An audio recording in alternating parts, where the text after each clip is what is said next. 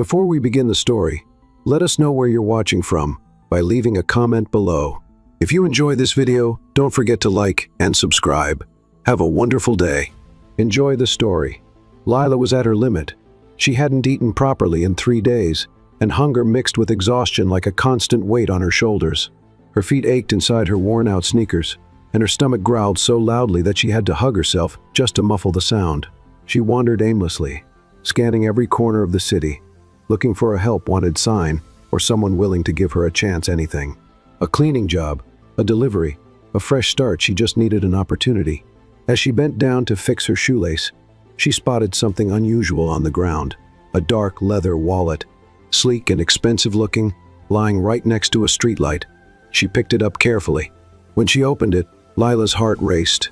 It was stuffed with cash bills neatly folded, so many that she didn't even try to count. Just one of them would be enough to buy herself a decent meal. With all that money, she could get off the streets, rent a small room, buy new clothes, start over. Her chest tightened. That wallet could change her life. But along with the cash, there were also documents and a business card. The name on the card made her eyes widen. James Carter.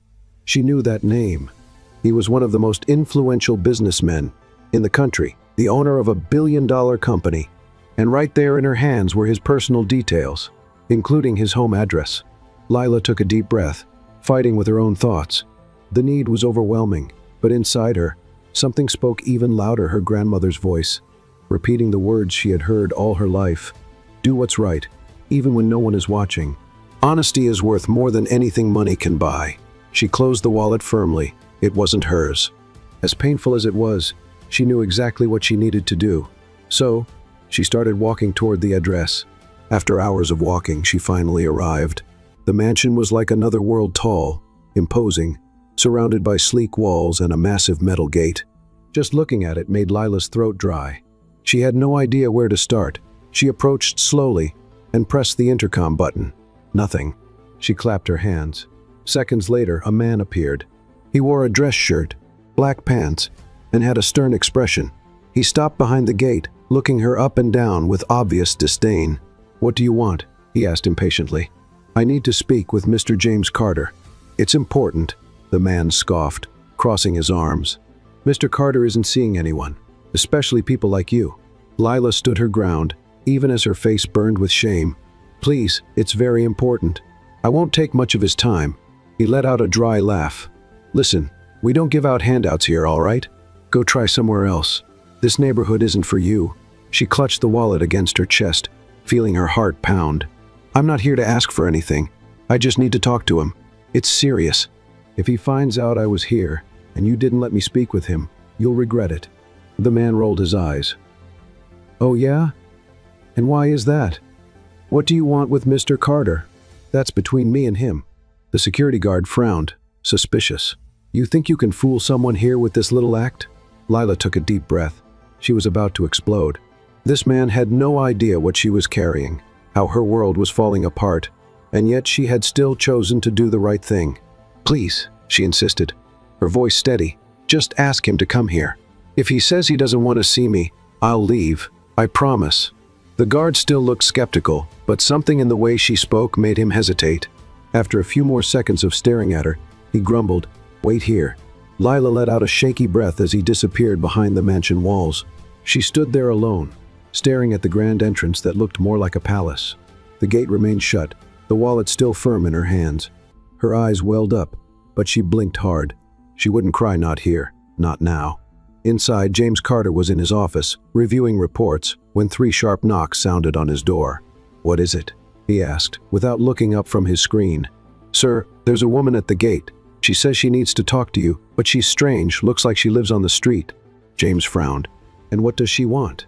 "She didn't say, just kept insisting. Wouldn't leave." James sighed lightly, resting his elbows on the desk. "Name?" "She didn't say, just asked to speak with you. Said it was important." The businessman thought for a moment. Normally, he would have refused without hesitation, but there was something about the guard's tone, a different kind of insistence. A small spark of curiosity nudged him from within. "All right," he replied, "I'm coming." Lila was still standing motionless when the gate finally started to open. She saw the man walking toward her, tall, imposing, wearing an elegant suit with a serious expression. It was him. James Carter stopped in front of the gate, his brow slightly furrowed, observing the woman with a tired look, worn-out clothes, and steady eyes. He had expected someone making a scene, maybe demanding something, but what he saw was different. Without another word, Lila held out the wallet to him. "I found this on 13th Street this morning." Her voice was low but firm. James took the wallet and quickly opened it. His eyes scanned each compartment. Everything was there: the money, the cards, the important documents, even notes with confidential contacts. He let out a slow breath, feeling a strange sense of relief. "You didn't take anything?" he asked, still surprised. "It wasn't mine," Lila replied.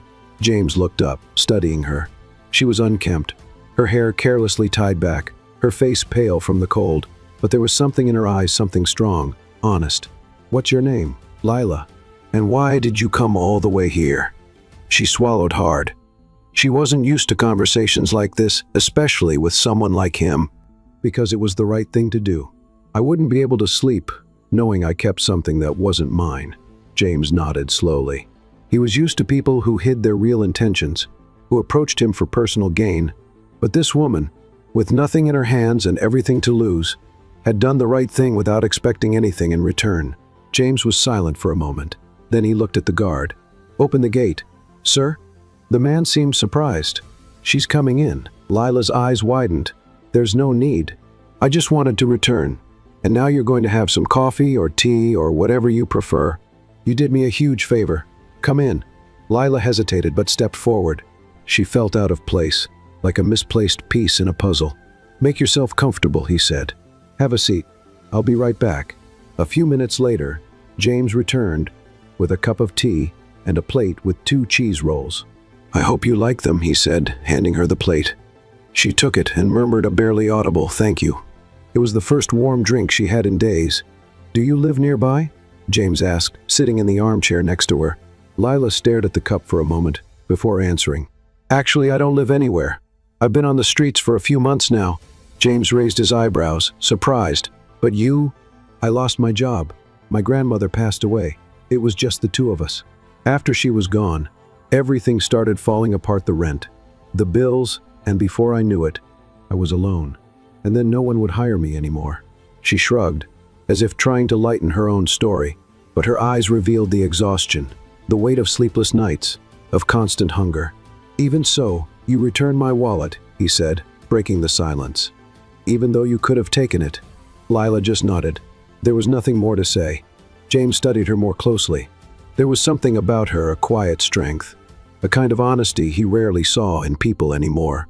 "I can help you," he said suddenly. Lila's eyes widened in surprise. "I don't want charity." "It's not charity, it's gratitude. What do you need?" She hesitated. "I just need a job. Any job." A fresh start. James was silent for a few seconds, still processing everything. "I'll think of something," he finally said. "Just give me a moment." Before he could continue, his phone vibrated in his pocket. When he pulled it out and looked at the screen, his expression changed. "I have to take this. Please wait here. Just a few minutes." Lila nodded, feeling a bit uneasy. James walked away through the house, pressing the phone to his ear. She remained in the spacious living room, sitting at the edge of the couch, as if she didn't want to leave a trace. Everything there was too beautiful, too clean, too expensive a place she clearly didn't belong to. As she sat in silence, she heard soft footsteps. Slowly, she turned toward the hallway. A small boy, about 6 years old, appeared in the doorway. He was wearing blue pajamas with stars and held a toy car in his hands. He stopped when he saw her and stared in silence. Lila gave him a gentle smile. "Hi." The boy took a hesitant step, then another. He moved closer, still quiet but curious. "What's your name?" he asked, his voice small but clear. The question caught Lila off guard. She hadn't expected any interaction, let alone a conversation. "Lila, and yours?" "Noah." She smiled wider. "That's a nice name. I like your car. Is it fast?" Noah nodded shyly and sat on the rug, pulling the toy car across the polished floor. Lila lowered herself slowly, sitting beside him, as if trying not to startle a little bird. "You know what's even better than a car?" she asked in a playful whisper. The boy looked up, curious. "A ramp." She grabbed a cushion from the couch and placed it at a slight angle on the floor. "How about we test a racetrack?" Noah placed the car at the top of the improvised ramp and gave it a push. The toy slid down until it bumped into one of the table legs. He looked at Lila and laughed a soft, genuine laugh, with a spark in his eyes that had seemed gone for a long time. Lila joined in, trying to hold back the emotion rising in her chest. "That car is a rocket," she said, excited. Across the hallway, standing still, James watched everything. His phone was off, still in his hand, but he stood frozen, as if he had just seen a ghost, his son laughing. His heart tightened. It had been 3 years since Noah smiled like that. Ever since Emily, his wife, passed away, the boy had completely shut down. No nanny had been able to get close to him. Psychologists, teachers, therapists, all had failed. Noah barely spoke, never interacted, and wouldn't even respond when someone talked to him. But now, in front of this woman he had just met, he was laughing. Unbelievable, James whispered to himself. The scene before him left him motionless. Lila was laughing with Noah, building another ramp with more cushions, while the boy stacked objects to create obstacles. Noah lifted the car, pointing at the cushion. "Do you think it will jump?" "Only one way to find out, pilot," Lila encouraged. The boy pushed the car with force. It flew into the air, flipped, and landed on its side with a soft thud. Noah's eyes widened, and he let out another spontaneous giggle. James felt his eyes sting. He walked back to the living room, trying to compose himself. Lila noticed his presence and immediately stood up.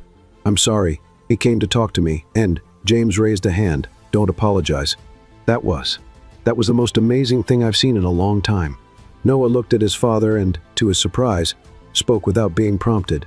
"Dad, the car jumped." Lila made a ramp. James needed a second to take it in. "Did it really?" he asked, his voice slightly choked. Noah nodded with a proud smile. Lila, unsure, glanced at James. The emotion in his eyes was clear. Is he okay? He's better than he's been in 3 years." James looked away, took a deep breath, then turned back to Lila with intensity. "I was going to think of something I could do for you. Now I think I found it." Lila frowned, confused. "What do you mean? My son hasn't been the same since he lost his mother. He shut the world out. No professional, no matter how qualified, could break through his walls. But you." He paused, as if thinking out loud. "You just got here," and he spoke, laughed, played. Lila looked at Noah, who was now lying on the rug, spinning the car in the air. He just needed someone who wouldn't push him, someone who would just be there. James stepped closer. "I have an offer, but understand this isn't charity, it's trust." Lila met his gaze. "I'm listening. I want you to work here as my son's caregiver. You'll have a place to stay, food, a steady salary, and everything you need to rebuild your life. But more than anything, I want you to be there, for him to be the presence he hasn't had in so long." Lila blinked a few times, trying to process it. Her heart pounded. She didn't know what to say. She never imagined that doing the right thing, returning a lost wallet, could lead to something so life-changing. "Do you really trust me?" she asked, barely above a whisper. "I don't trust easily, but my son just showed me that I can trust you." She looked at Noah again. The boy was now drawing a car on a scrap of paper, fully focused. Lila took a deep breath. This was a chance, a fresh start, a home. "I accept," she said firmly. James held out his hand. Lila shook it. "Welcome." That night, Lila lay awake in bed, staring at the ceiling, her heart racing. The feeling was surreal. She could still smell the clean soap on the sheets, still hear James's voice in her head saying, "Welcome." She had never been welcomed anywhere before, not since she had lost her grandmother. After the old lady was gone, the world simply turned its back on her. She had tried everything, selling sweets, handing out resumes, asking for an opportunity, but nothing had worked. And now she was here, in a room inside a mansion, with a real closet, a bathroom just for her, and borrowed pajamas that still smelled of fabric softener. But it wasn't the luxury that impressed her, it was the chance to start over. The next morning, Lila walked down the stairs slowly. Her bare feet felt the soft touch of the expensive carpet. When she reached the kitchen, she found Mrs. Clara, the housekeeper, serving breakfast with quiet elegance. "Good morning, dear. Did you sleep well?" Lila nodded with a shy smile. "Better than I have in weeks, actually." The housekeeper smiled gently and placed a cup of tea on the table. Mr. Carter usually has coffee at 7:00. Little Noah at 8, he's a bit lazier. You can sit down, have something to eat. No one goes hungry here. Lila hesitated for a second. The hunger won. She sat down slowly and accepted a piece of warm bread. Her hands trembled slightly. She still felt out of place in this world, so different from her own. After finishing her meal, Clara led her to the backyard, where there was a small porch with cushions and a wide view of the lawn. The boy likes to play here, she explained. He doesn't talk much, but he has his moments. A few minutes later, Noah appeared, walking with his toy car in hand, still in his pajamas. When he saw Lila, he gave her a small smile. "Hi," he said, and sat on the floor right next to her, as if it was the most natural thing in the world. Lila sat down too, not saying much, just watching the boy play. She didn't need big speeches, just being there was enough. "The car is broken," Noah suddenly said. "Huh? Let me see." He handed her the toy, and Lila examined it carefully. The front wheel was loose. "Nothing a little tape can't fix." "Do you have magic tape around here?" The boy smiled, amused. "Magic tape?" "Yes, the tape that fixes everything, even flying toys." Noah let out a small laugh and ran off to get something from a drawer in the living room. When he returned, he was holding a regular piece of tape. "Will this work?" "It will. This is emergency magic tape." As they fixed the toy together, James watched from the second-floor office balcony.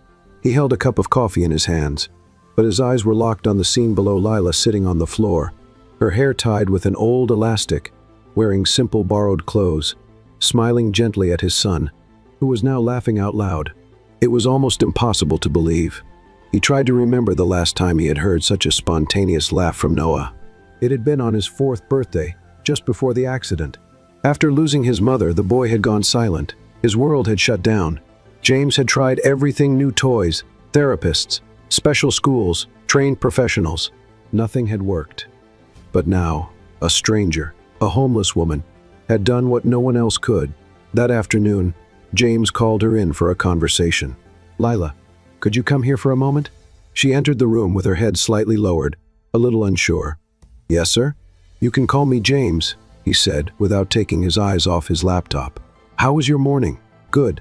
"Noah, he's an amazing boy." James looked up. "You really think so?" Lila nodded. "He's quiet but observant, smart, and lonely sometimes. All a child needs is someone who listens without rushing, without judgment." James leaned back in his chair. "You understand children?" "No, but I used to be one who was alone for a long time too." James was silent for a few seconds. "You asked me for a job, and I gave you one. But what you did for Noah, that was more than just work. That was the act of someone who understands." Lila lowered her eyes. "I don't do this expecting anything in return. I just understand how he feels. It's like I know where it hurts." James crossed his arms and looked at her for a moment. "That's exactly what he needs. And so do I." The following days were a mix of discovery, adaptation, and small miracles. Lila began to set up a gentle routine with Noah: outdoor play in the morning, storytelling after lunch, short walks in the garden, and in the evening, drawing and soft music. Little by little, Noah started coming out of the bubble of silence he had been trapped in for years. He began talking more, laughing often, even humming children's songs when he thought no one was listening. James watched everything from a distance, noticing every change with a tight feeling in his chest. His own routine started changing too. He began coming home earlier, putting his phone away, and spending more time with his son. And every time he saw Lila, he felt something he couldn't explain. It was more than gratitude, it was a peace he hadn't felt since Emily's passing. One night, after putting Noah to bed, Lila went down to the kitchen. She was hungry, but hesitated when she saw James sitting at the table, holding a cup in his hands. "Sorry, I didn't mean to bother you. You're not bothering me. Would you like to sit?" She nodded and pulled out a chair. "Would you like some tea? If you have some." He got up, poured her a cup, and placed it in front of her. "Are you adjusting?" "More than I expected. It still doesn't feel real." "It's been very real for Noah." Lila gave a small smile. "He's doing better, isn't he?" "He is. And I don't know how to thank you for that." She shook her head. "You don't have to thank me. I'm happy for him." James stayed quiet, just watching her. "Have you ever thought about studying?" She looked at him, surprised. "Studying? College?" Is there a field you're interested in? Lila gave a small, humorless smile. That was always a distant dream. I barely finished high school. I had to drop everything to take care of my grandmother. And after she passed, surviving became the priority. James rested his elbows on the table. What if I told you I could help? Why? Because you're helping my son. You're giving him back something I thought was lost forever. Lila stayed silent, letting those words sink in. James continued, You're not just someone passing through. You're changing our lives. And maybe it's time for you to live yours too. The next morning, when she came down for breakfast, Lila found an envelope on the table with her name written in elegant letters. Inside, there was a bank card, an ID badge with James's company logo, and a sheet with instructions. Your work contract is active. Salary deposited on the first business day. All benefits included. She pressed the envelope against her chest. She had never had an ID badge with her name on it. She had never had a steady salary. She had never had security. And now she did not, because she tricked anyone, not because she begged, but because she was honest. That morning, Noah ran up to her with a drawing in his hands. I made this for you. Lila knelt down, carefully taking the paper. It was a house, a smiling sun, and 3 people holding hands. Who are they? She asked. Noah pointed. Me, you, Dad. Lila bit her lip, touched. It's beautiful. Noah threw his arms around her and whispered, You're like magic. Lila smiled, holding back tears. So are you, little one. Noah let go of the drawing with the ease of someone who trusts. And as Lila held it so gently, he smiled, not the shy, hesitant smile from before, but a smile of pure joy. Lila held the paper like a precious gift, and it was. Moments later, he ran to the living room with his favorite toy car, shouting that he had an idea for a new game. Lila followed, leaving the envelope with her name carefully on the table, as if she didn't want that moment to end. But deep down, she knew something inside her had already started to change. That afternoon, the mansion felt different. For the first time in years, the sound of toys filled the hallways. Noah dragged a box of colorful blocks, and Lila followed behind, carrying 2 cushions he called magic walls. This will be the secret entrance, Noah explained, already on his knees on the rug. No one can pass without the password. And what's the password? He looked at her with a serious expression. A hug. Lila opened her arms, and without hesitation, he ran to her, laughing. They rolled on the rug, surrounded by blocks and laughter. As the afternoon sun cast a golden glow across the floor, James came home in the middle of the afternoon. He had only left for a quick meeting, but something inside him, maybe a new kind of restlessness, made him want to get home earlier than usual. As he walked in, he heard a burst of laughter from the living room. He smiled to himself, shaking his head in a mix of surprise and disbelief. As he got closer, he saw Noah sitting on the rug, covered by a blanket that formed a makeshift tent, while Lila read aloud from a book about dragons that roared in pretend. James leaned against the doorway and crossed his arms, just watching. Noah looked light. The dark circles under his eyes from the past months seemed less noticeable. His posture was more relaxed, and there was something in his eyes that James hadn't seen since the last time. Emily hugged him brightness. When the story ended, Lila closed the book with a dramatic gesture, making Noah clap and laugh. One more, he begged, already heading to the bookshelf. Just one more, or we'll end up falling asleep right here, she replied with a knowing smile. That's when she noticed James. He didn't say anything, just gave her a discreet smile. Lila nodded in return and turned her attention back to Noah, who was now choosing a book about dragons that blew soap bubbles. James, however, stayed there for a few more minutes, as if trying to capture that moment in his memory. Later, Lila went to her room. She was exhausted, not physically, but emotionally. The joy of the day, combined with the quiet sense of safety she was starting to feel in that place, was something completely new. She sat on the bed and opened the notebook she had been carrying ever since she left her grandmother's house. It had more blank pages than written ones, but that night she felt like writing, "Today, a little boy hugged me and told me I'm magical. Maybe he's right, or maybe he just needs to believe that magic exists in the world. I need to believe it too." She carefully closed the notebook and placed it in the drawer. The night was peaceful, no noise, no fear. For the first time in a long while, Lila slept deeply. The next morning, Lila went down to the kitchen and found Miss S. Clara preparing breakfast with her usual calm and organized manner. But this time, There was a second plate on the table, scrambled eggs, fruit, and a glass of juice. "Is this for me?" The boy asked for it, Mrs. Clara said with a small smile. "He said Lila needs to eat like him because getting strong is important." Lila chuckled quietly and sat down. A few moments later, Noah walked into the kitchen and went straight to her, as if it had always been part of his routine.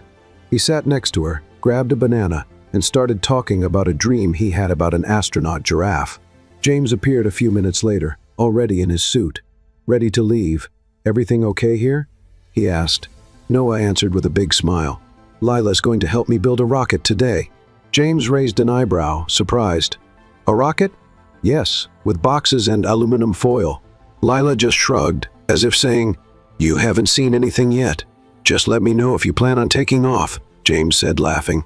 During breakfast, James stayed longer than usual. He watched how easily Noah talked to Lila, how comfortable he seemed, and how she truly listened to him with attention, without distractions, without rushing. Before leaving, James gently touched Lila's shoulder. "I'd like to talk to you later if you're free. Meet me in the office this afternoon." She nodded, a bit surprised. He just smiled and walked out the front door. The morning was all about building the rocket. Lila and Noah used 2 large cardboard boxes, tape, colored paper, and the aluminum foil Ms. Clara reluctantly gave them. In the end, the rocket had drawn on windows, paper wings, and even a red ignition button. "This is better than any toy in the store," Lila said, watching the boy spin inside the box, as if he were in space. "And way more fun," Noah replied. After a quick snack in the garden, Noah got tired and asked to take a nap. Lila took him to his room, read him a short story, and stayed until he fell asleep. Once he was asleep, she headed to the office. James was at his desk, typing on his laptop. When he saw her enter, he closed the screen and motioned to the chair across from him. "Thanks for coming." Lila sat down, trying to hide her nervousness. "Is everything okay?" "Yes, actually, more than okay." He leaned slightly forward, resting his arms on his knees. "I wanted to talk to you about something I've been thinking about since this morning." Lila just listened, waiting. "I realized that, ever since you arrived, my son hasn't just started smiling again, he's come back to life. Before, he was just getting through the days. Now he looks forward to them, to spending time with you, to the next game. And that is priceless." She swallowed hard, unsure of what to say. "So, I thought maybe it would be fair for you to have something too. Something that's yours." Lila frowned slightly. "What do you mean?" James opened a folder on the desk and slid it toward her.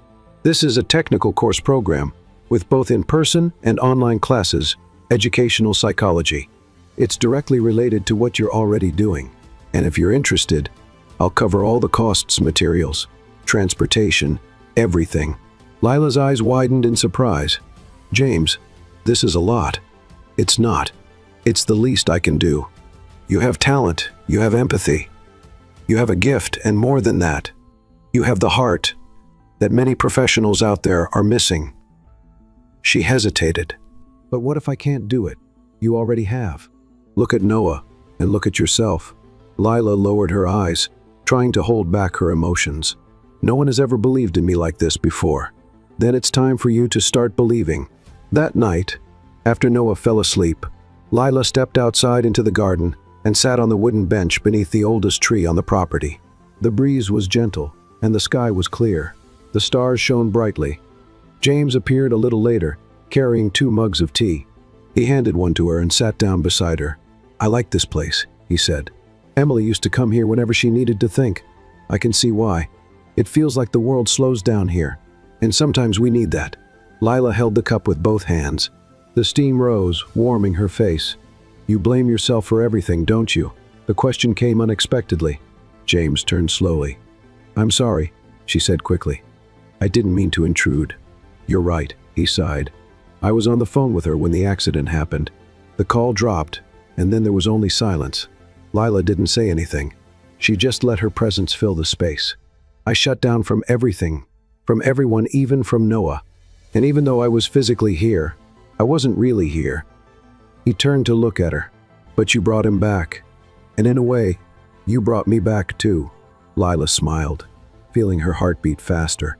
"I just listened when no one else did. And that changes everything." The next morning, Lila handed James the completed application form. "If the offer still stands, I want to try." James gave her a sincere smile. "It stands more than ever." She held on to the paper for a moment before letting it go, and as she did, she felt like she was leaving the past behind. The morning started quieter than usual. Lila woke up before the alarm she didn't even have yet, put on the outfit she had set aside the night before, and walked downstairs carefully, trying not to make a sound. As she passed through the living room, she noticed the cushions were neatly arranged, and Noah's toys were no longer scattered everywhere. It felt strange to see the place without his colors. In the kitchen, Mrs. Clara was making coffee as always, but her expression seemed lighter. "Good morning, dear." "Good morning. Mr. James asked you to meet him in the garden after breakfast. He said it was important." Lila frowned. There was no urgency in the housekeeper's voice, but something about her words made Lila's stomach tighten a little. She sat down, drank her tea without really tasting it, and a few minutes later made her way to the back garden. James was there, standing in front of the glass greenhouse, tending to the plants with unusual focus. He wore a blue shirt with the sleeves rolled up, the same pants as always, and seemed lost in thought. When he saw her, he smiled. "You got here fast. Mrs. Clara said it was important." "It is." He took a step to the side and pointed to the wooden bench near the fountain. She followed, trying to hide her nervousness. "First of all," James said, sitting beside her, "I want you to know that nothing is wrong, quite the opposite. I've just been thinking about some things." Lila stayed quiet, waiting. "Since you arrived, everything changed. Noah changed, the house changed, I changed."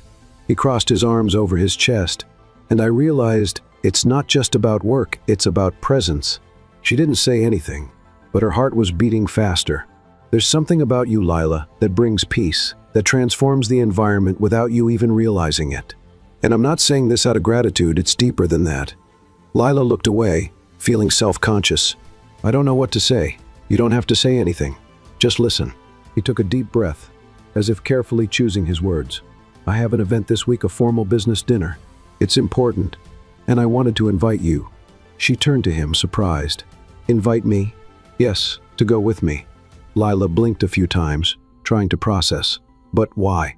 "Because I want you there, and because I think you deserve to be seen for who you really are, strong, intelligent, elegant, even if the world doesn't know it yet." Lila felt her face grow warm. "James, I don't know if this is a good idea. I don't even have anything to wear, and people might not understand. I'm just—" "You are the woman who changed my son's life. That's enough for me." She hesitated, confused, moved, and at the same time unsure. "It's just a dinner." He gave her a small smile. "It's an invitation. The rest is up to you." In the days that followed, the idea of the dinner became a quiet shadow that followed Lila everywhere. It wasn't heavy, but it wasn't light either. Noah was as energetic as ever, now obsessed with building castles out of shoe boxes and sticking little flags in the windows. But Lila, she found herself thinking too much. At times, she felt excited about the possibility of being around people, wearing something beautiful, and being looked at as an equal. In other moments, she remembered every cruel word she'd ever heard on the streets. "You don't belong here. This place isn't for you. Go back to where you came from." But where did she belong now? The night before the dinner, James showed up at her door, holding a box. Lila was sitting on the bed, reading through the course materials he had helped enroll her in. "Got a minute?" "Sure." He stepped in and handed her the box. "It's for you." "What's this?" "An outfit for the dinner. I know you said you didn't have anything, so I asked my sister for help. She's got good taste." Lila carefully opened the lid. Inside was a simple yet elegant navy blue dress light, delicate fabric with a cut that looked tailor-made. Alongside, it was a small box with a pair of subtle earrings and a pair of shoes. She couldn't say anything. She just stared at the items as if they were from another world. "I can't accept this, James. I don't want you to think I'm here because I don't think that, not for a second. Everything you are has got nothing to do with what you wear. But if I can give you a little comfort, I want to do that." She swallowed hard, her eyes still on the box. "Thank you.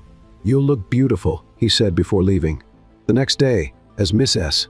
Clara helped Noah with his bath, Lila entered the room and looked at the dress hanging up.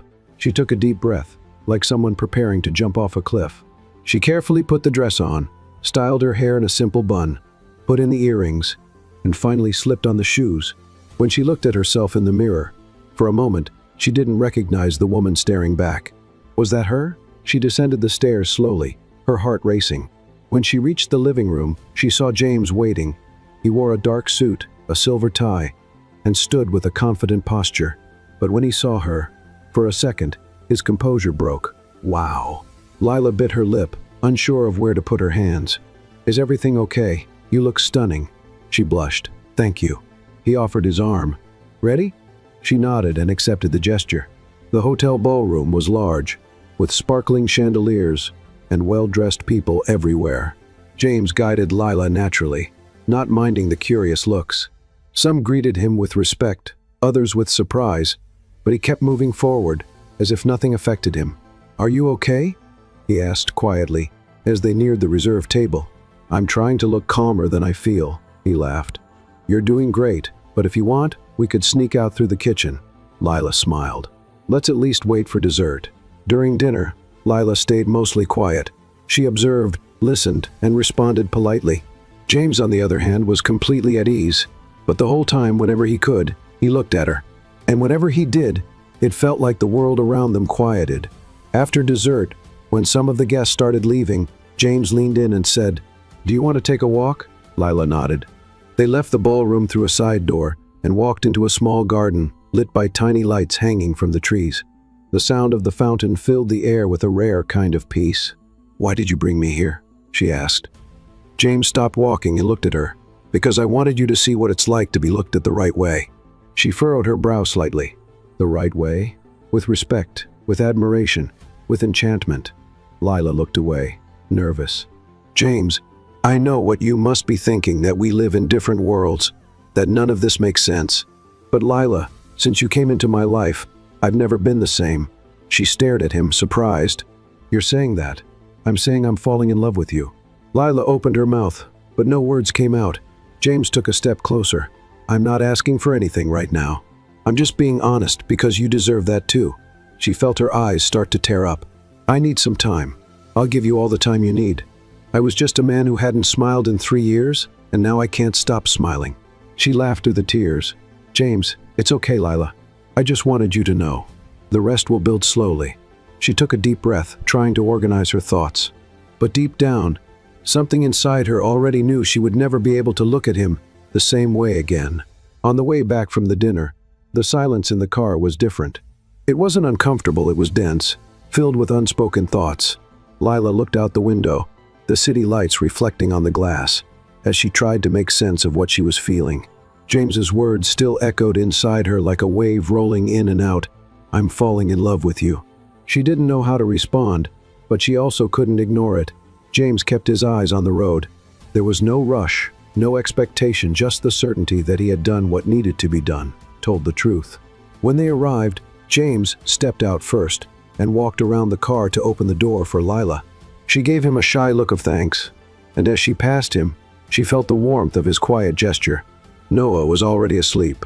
Mrs. Clara had said he had gone to bed right after dinner and hadn't woken up since. Lila went up to check on him. Seeing him curled up in the middle of the bed filled her chest with a quiet tenderness. She walked downstairs in silence, thinking James was already in his room, but she found him in the living room, sitting alone with a glass of wine in his hands. The dim light reflected a mix of exhaustion and serenity in his eyes. "It's late," she said softly. "I know. I just haven't been able to sleep yet." Lila hesitated. "Do you want me to leave you alone?" James looked at her for a moment, then shook his head gently. "Stay for a bit, just to talk." She sat down on the couch beside him, not too close, but not too far. "Do you regret it?" she asked. "Saying what you said? No. I would only regret it if I had kept it to myself." Lila looked down at her hands. "I don't know what to think yet. It's all so new, so fast. I understand. And what if? What if this makes everything complicated? What about Noah?" James carefully placed his glass on the coffee table. "Lila, if I thought this could put you in a difficult position, I'm sorry. I don't want to pressure you or confuse you. I just wanted to be honest, because you deserve that." She looked at him. "I'm not afraid of you. I'm afraid of myself." "Why?" "Because, for the first time, I feel like I can trust someone, and that's scary. When you come from where I come from, trust isn't natural, it's risky." James nodded slowly. "Then we'll take it slow, no rush, no expectations. Just being." She smiled, and it was genuine. "Thank you. You've already thanked me enough." Lila stood up with a gentle motion. "Good night, James." "Good night, Lila." The next morning, Noah woke up earlier than usual. He appeared in the kitchen in his pajamas, his hair messy, and a sleepy smile on his face. "Is Lila awake, Miss S?" Clara pointed to the back porch. "She's outside with her notebook." Noah ran barefoot, and when he saw Lila sitting on the bench with her knees tucked up, he grinned. "Want to play?" She quickly closed her notebook and smiled back. "Always. Can we build a ship today?" "A ship? Where did that idea come from?" "I dreamed we were sailing the ocean. You were the captain and Dad was the cook." Lila burst into laughter. "Dad a cook? I have to see that. He burned the eggs in my dream." Noah giggled. Later, when James came downstairs for breakfast, he found them in the yard, surrounded by boxes and ropes.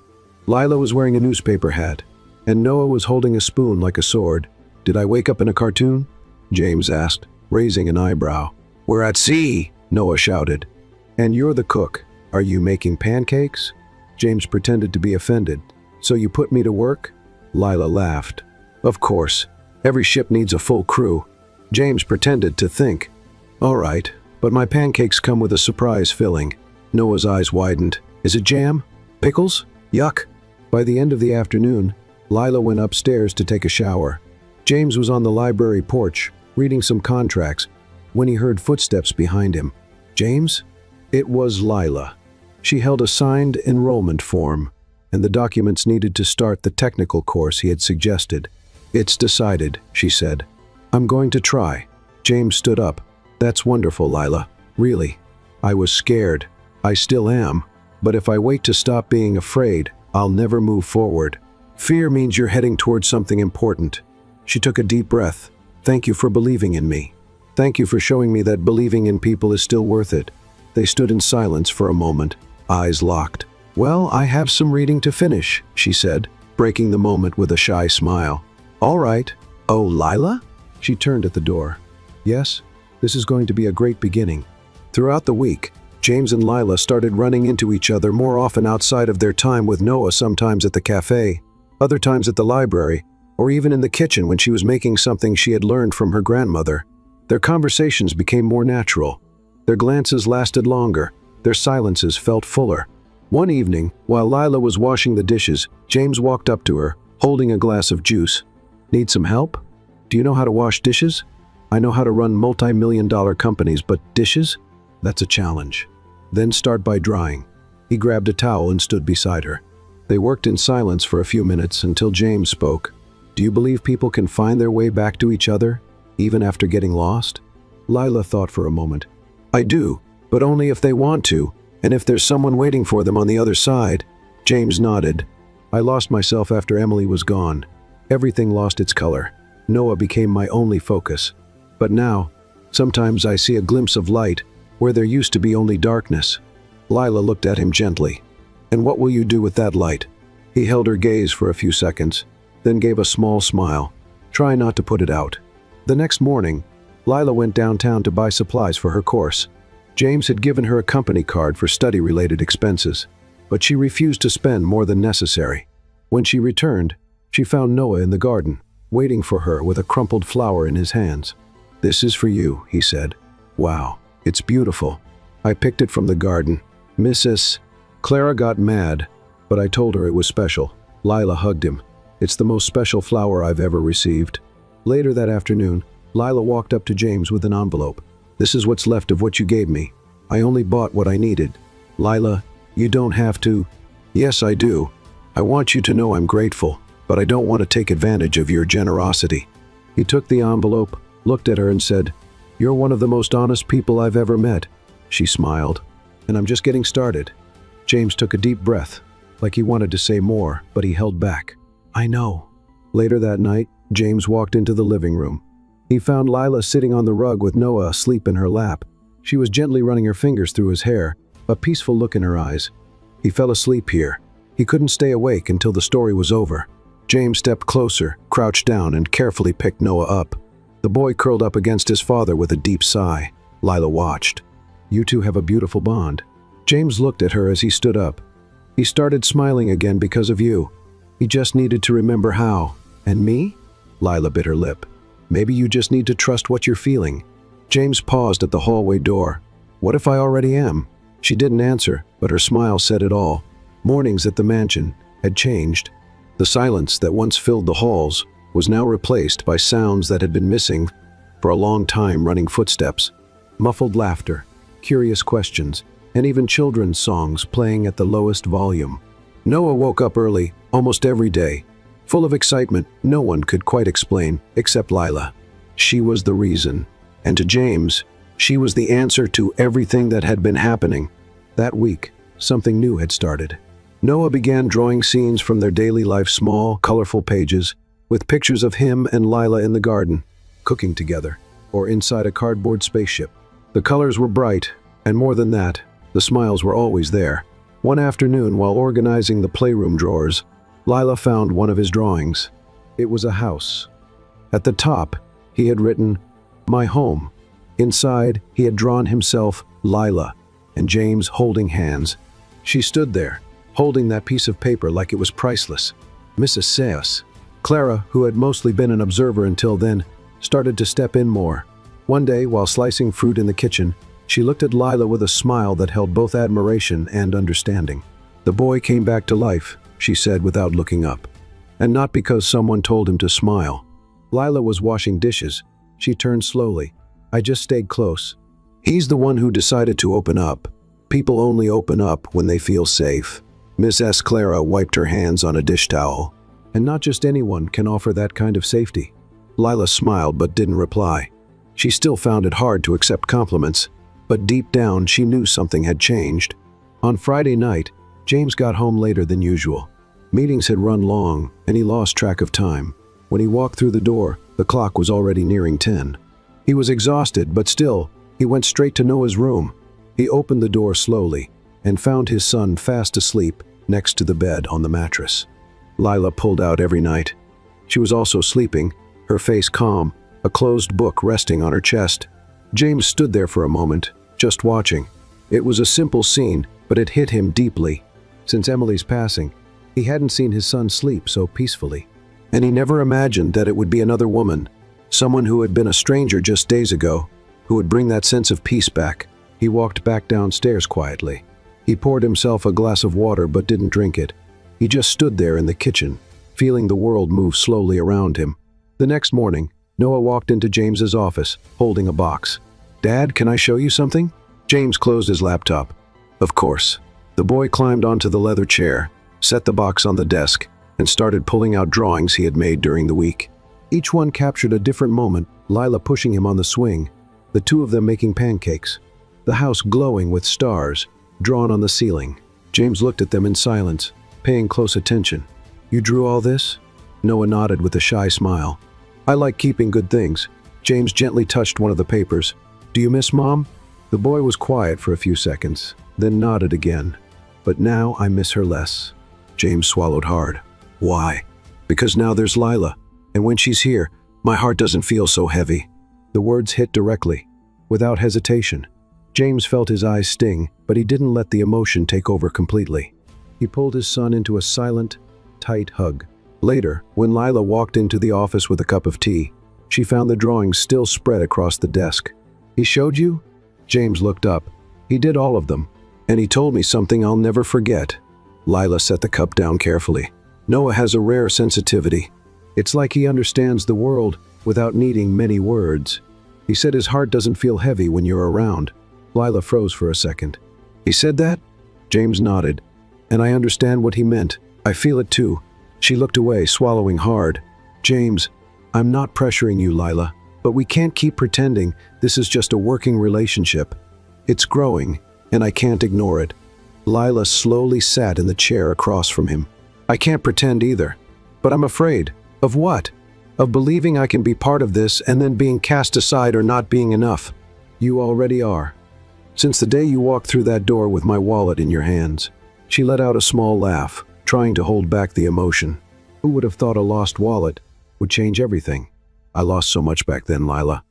But maybe now I found what really matters." In the days that followed, things kept changing, even in silence. Noah started asking Lila to stay for dinner. He wanted her to hear the stories he read, He wanted her to see his new card trick. He wanted her to walk him to school, even though the driver was available. And James started checking the time more often at work. He began turning down evening meetings. He started coming home because he wanted to, not out of duty, but because it felt like home. One night, after putting Noah to bed, Lila was making tea in the kitchen when James walked in. Saying nothing, he leaned against the counter, just watching her. "What is it?" she asked, smiling. "Nothing. I just like seeing you here." "Making tea?" "No, here." She was quiet for a few seconds, stirring the liquid in her cup. "You make me feel at home, too." James stepped closer slowly. "Lila," she looked up. "Yes? I know you're still figuring this out, but when you're ready, I want to show you a world that has nothing to do with status or wealth, a world where we can just be." Lila smiled. "What if I've already been in that world, and I just now realized it?" James gently touched her hand. "Then welcome." On Saturday, Noah ran to Lila's room with an unexpected request. "Can you help me with a surprise?" "Of course. What are you planning?" "I want to make dinner for Dad." Lila raised her eyebrows in surprise. "Dinner?" "Yeah, he always comes home tired. I want to make him smile." Lila knelt in front of him. "And what's on the menu?" "Rice, eggs, and grape juice, classic combination," she joked. "But let's make it look nicer." In the afternoon, Noah chopped vegetables with a toy knife, set the table with colorful napkins, even drew a menu with wobbly letters, "Dad's Happy Dinner." When James arrived, he found the room dimly lit, the table set, and Noah wearing a huge apron with Lila smiling beside him. "What is this? Special dinner?" the boy said, his eyes shining. "I cooked!" James pretended to be surprised. "Then I have to try everything." Dinner was simple but filled with laughter. Lila and James kept exchanging glances. There was something there that no words could explain, but it was clear in their eyes. By the end of the night, after Noah had fallen asleep, Lila stepped out onto the porch for some fresh air. James followed, carrying 2 cups of tea. "I want you to know something," he said, handing her the cup. "What?" "I'm not in a hurry, but I'm not giving up on you." Lila looked at him, her eyes filled with emotion. "I know." The sky was clear, and the sun peeked shyly through the clouds, as if it knew this day deserved a special light.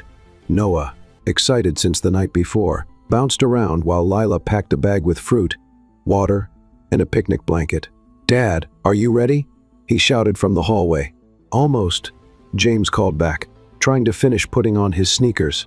"Just give me 2 more seconds, astronaut." Lila smiled as she listened to them talking like they were on a space mission. Seeing James so lighthearted was something new and wonderful. He looked younger, more at ease, more alive. A short while later, they left together. James drove with one arm resting on the window, Noah in the back seat making up a song, and Lila in the front, watching the city go by, as if she were seeing it for the first time. They arrived at the park early. There weren't many people around. A few kids played on the swings, and couples strolled quietly along tree-lined paths.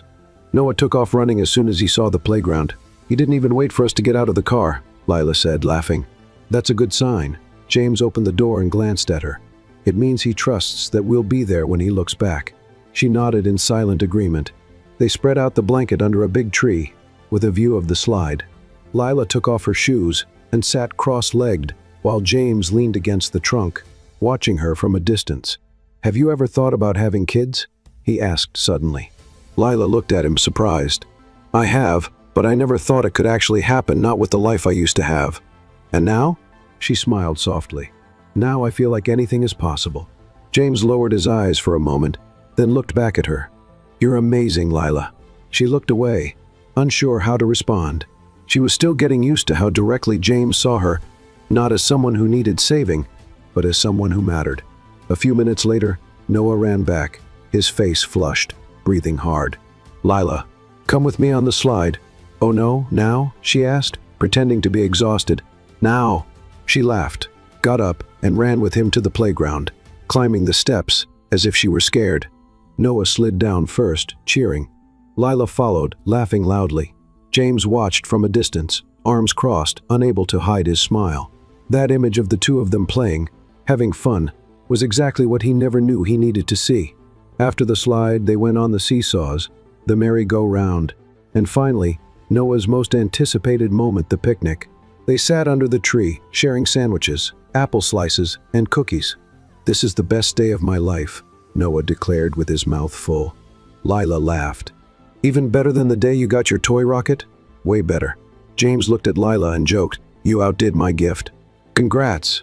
"It's the sandwich's fault," she replied, holding up her sandwich like a trophy. Their laughter blended with the gentle sound of the wind rustling through the leaves. Later, as the sun started to set, Noah lay down on the blanket and fell asleep with his head resting on Lila's lap. She ran her fingers gently through his hair, while James sat closer, watching in silence. "I feel different when I'm with you," he said softly. Lila looked up at him. "What do you mean?" "I remember who I was before the pain." She didn't respond. She just placed her hand over his in a steady, calm gesture. "You're still that man, James. You just forgot." He turned his hand to fully hold hers, and they stayed like that, with Noah sleeping between them, as if that moment was meant to last forever. The morning after their day in the park, Lila woke up to the soft sound of rain tapping against the window. The house was quiet, but her heart felt restless. She could still feel the warmth of the day before the laughter, the gentle touch of James's hand over hers, Noah sleeping peacefully between them. She walked downstairs slowly, her bare feet touching the cold floor, and found James in the kitchen, making coffee. His back was to her, his white shirt slightly wrinkled, his hair a little messy. The scene was simple, yet full of meaning. "Good morning," she said softly. He turned around with a smile. "Good morning, Lila." She stepped closer, reaching for a clean cup from the cabinet. "Did you sleep well?" "Better than I have in years," he said, pouring coffee for her. "And you?" "I still feel like I'm floating because of the park, because of everything, because of what we're building." James moved a little closer, his eyes locked on hers. "I thought a lot last night." Lila tightened her grip on the cup handle. "About what?" "About what I want moving forward, about you, about Noah. And I realized, I can't imagine a future without you by our side." She swallowed hard. "James, I know it's fast, it's unexpected, but what I feel isn't impulsive, it's clear and strong." He took a step forward. "And that's why there's something I want to do the right way." Lila stood still, her heart racing. "Now?" James set his cup in the sink, stepped away for a moment, and returned holding a small blue velvet box. Lila froze. He walked up to her, opened the box, revealing a delicate ring with a small but shining stone. "Lila, you walked into my life on an ordinary day, carrying only a lost wallet, but you gave me back more than I ever thought. I had lost peace, lightness, hope. You brought my son back to me, and you brought me back to myself. I know you're scared. I am too, but I believe in us. And I want to walk this path with you, not as my employee, but as my partner, my wife." Lila brought a hand to her mouth, her eyes welling up. "You want to marry me?" "Yes, with everything that comes with it, the past, the present, and whatever lies ahead. I want you by my side today, tomorrow, every day." She looked at him for a moment, holding her breath. Then, with a trembling smile, she whispered, "I do." James closed his eyes for a second, relieved, and gently slipped the ring onto her finger. Then he pulled her into a tight, silent embrace where they fit perfectly together. "I never imagined this for myself," she murmured against his chest. "Me neither, but it's the best unexpected thing that's ever happened to me." At lunchtime, Noah came running into the kitchen, his feet wet, holding a handful of flowers he had picked in the rain. "Lila, look. I got these for you." She knelt to hug him. "They're beautiful, but you're going to catch a cold like this. Dad said you're going to be my new mom. Is it true?" Lila glanced at James, who was leaning against the counter, smiling. "Yes, buddy," she answered, her voice unsteady. Noah threw his arms around her neck. "I always wanted this. Now I have a real family." Lila held the little boy tightly, her heart overflowing. "We've always wanted you too." James stepped forward and hugged them both. And there, in that small bundle of arms and hearts pressed together, there was more love than in any grand party or empty promise. It was real. It was true. That night, Lila sat alone on the porch for a few minutes, looking at the moon through the clouds. She still remembered the sidewalk where she had found the wallet, the empty stomach, the biting cold, the loneliness screaming inside her. It all felt so far away, as if it belonged to another life. Now she wore a ring on her finger, and more than that, she carried the certainty that she had been seen, chosen, loved, When James joined her, carrying 2 cups of tea, he sat beside her in silence. "You know," he said after a while, "Emily always said that love is what we do when no one is watching." Lila looked at him sideways. "And do you think you're doing it right?" "No doubt about it." She rested her head on his shoulder, closing her eyes for a moment. "Me neither." The wedding took place 3 weeks later in a simple garden, surrounded by colorful flowers and genuine smiles. Nothing grand, nothing extravagant, but everything was perfectly meaningful. Lila wore a light dress with delicate lace, and her hair was tied in a soft braid. She wasn't wearing expensive jewelry or heavy makeup. She carried only the light in her eyes, the light of someone who had overcome life's challenges, and in her heart, the peace of knowing she was chosen with love.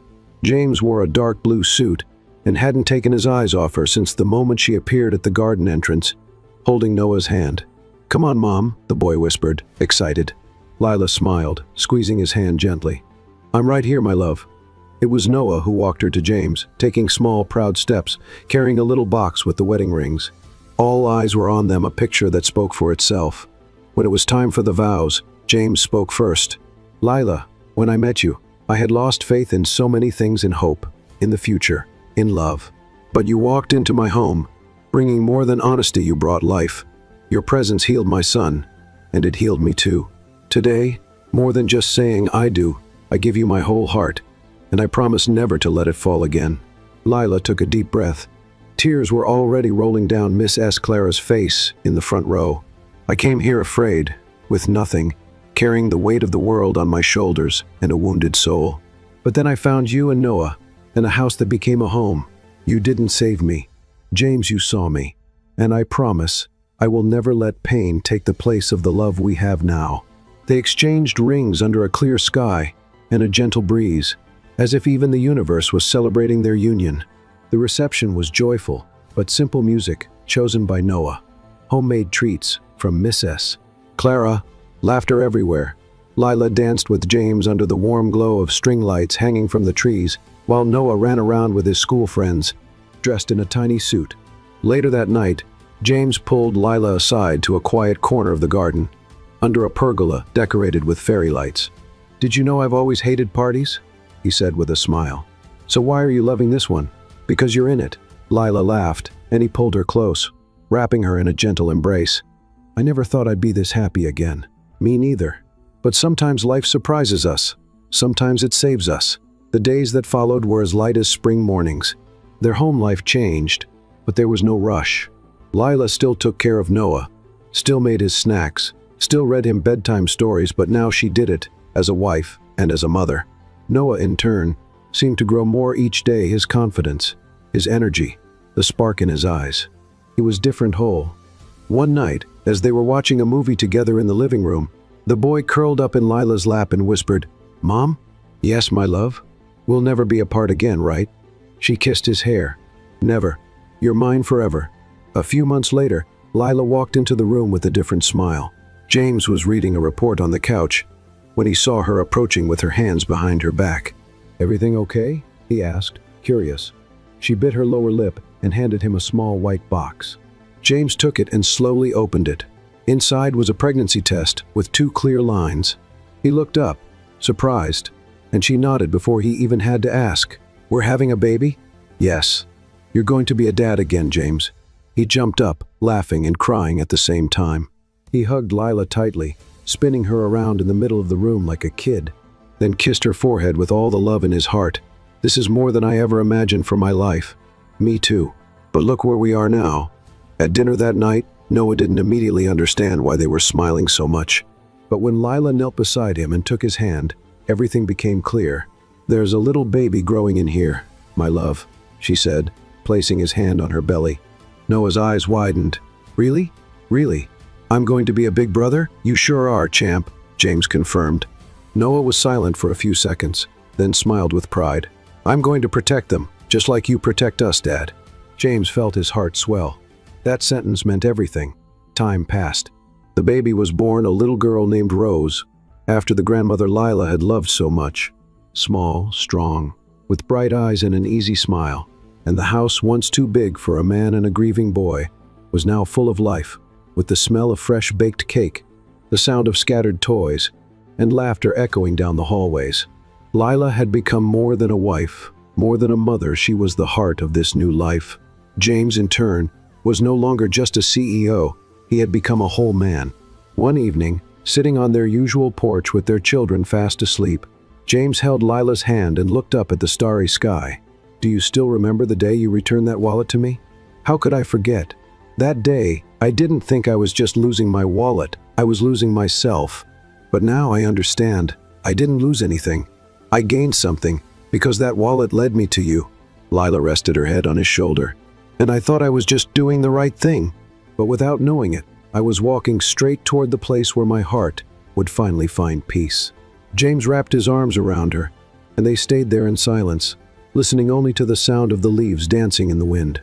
And in that simple moment, they had everything they needed: the present, the past left behind, and a whole future ahead. What did you think of Lila and James's story? Share your thoughts in the comments. On a scale from 0 to 10, how would you rate this story?